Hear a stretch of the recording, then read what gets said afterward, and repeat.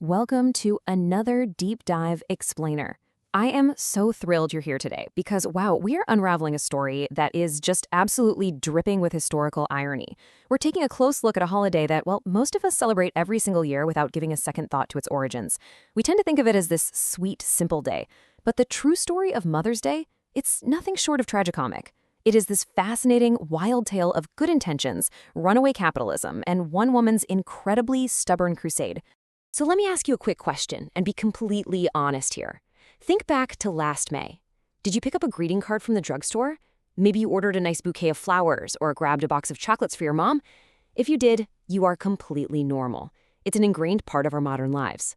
But what if I told you that by participating in that very typical, seemingly innocent celebration, you are actually taking part in a tradition that carries a genuinely dark and stressful secret? Yeah, the way we celebrate today is the exact opposite of what the holiday's creator intended. Okay, let's dive into this massive twist. The creator of Mother's Day, a woman named Anna Jarvis, didn't just casually dislike what the holiday became, she actively hated it. She despised it. In fact, she spent a huge portion of her adult life trying to completely destroy the very holiday she fought so hard to create. I know, it's an incredible paradox, right? To understand how someone could literally end up wanting to abolish their own life's work, we have to look at where this idea came from in the first place. Section 1. The Early Pioneers. Different Visions. Long before our modern concept even existed, there were earlier, very different visions of honoring mothers back in the 19th century. The first major precursor was actually started by Anna Jarvis's own mother, Anne Reeves Jarvis. In the mid-19th century, Anne organized what she called Mother's Day work clubs. Now, notice the focus on the word work there. These were highly practical, community-driven groups. The goal wasn't to pamper mothers with breakfast in bed. The goal was to empower them. Anne used these clubs to teach local women crucial skills regarding childcare and to aggressively improve sanitary conditions in their communities to fight off disease.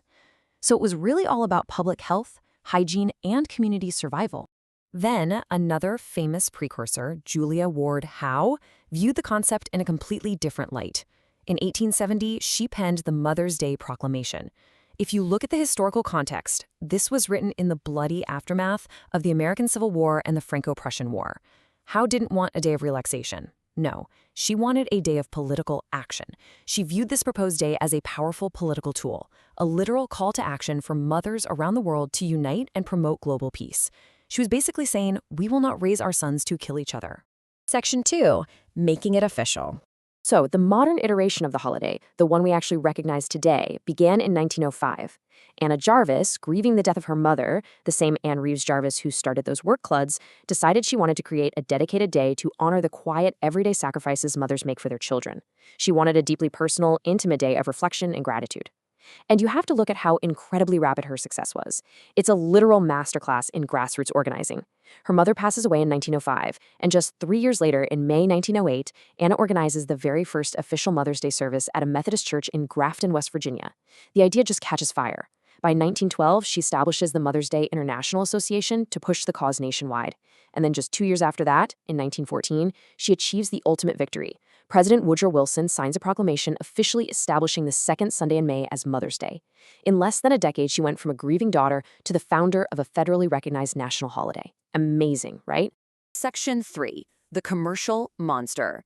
But as we hit the 1920s, the holiday rapidly spiraled entirely out of its founder's control.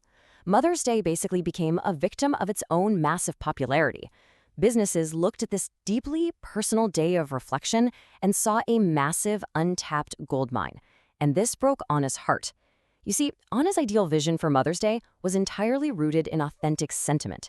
She firmly believed that the absolute best way to honor your mother was to sit down and write a meaningful, heartfelt, handwritten letter expressing your gratitude. But the commercial reality became something else entirely. The purchased, ready-made greeting card. Anna was furious.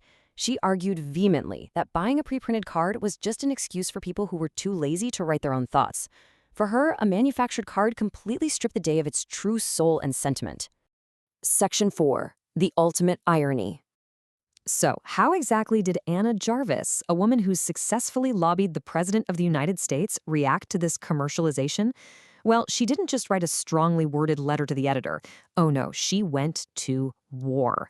She grew absolutely disgusted by the blatant profiteering. She specifically targeted florists who were jacking up the prices of white carnations, which were her mother's favorite flower. She went after card companies who were mass producing those printed sentiments she hated so much. And she called out confectioners who were pushing boxes of chocolates as a lazy substitute for genuine affection. She viewed all of these industries as greedy hijackers who had literally stolen her pure tribute to her mother and turned it into a circus of consumerism. And the heartbreaking reality of the situation is staggering. Anna Jarvis spent the rest of her life fighting the monster she had unleashed. She organized boycotts. She crashed conventions of florists. And most shockingly, she spent almost all of her personal inheritance filing endless lawsuits to try and legally abolish Mother's Day. She went completely broke, dying in a sanitarium, fighting to destroy her own wildly successful creation just because it didn't live up to her pure ideals. It's really tragic.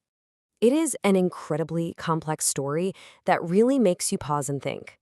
As we wrap up this explainer, I want to leave you with this provocative thought.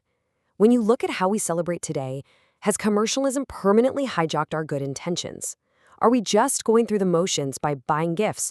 Or is it possible that even within a ready-made celebration, even inside a store-bought card or a purchased bouquet of flowers, we can still genuinely carry the deep love and gratitude that Anna Jarvis originally intended for her mother? Think about that the next time the second Sunday in May rolls around. Thank you so much for joining me on this journey today.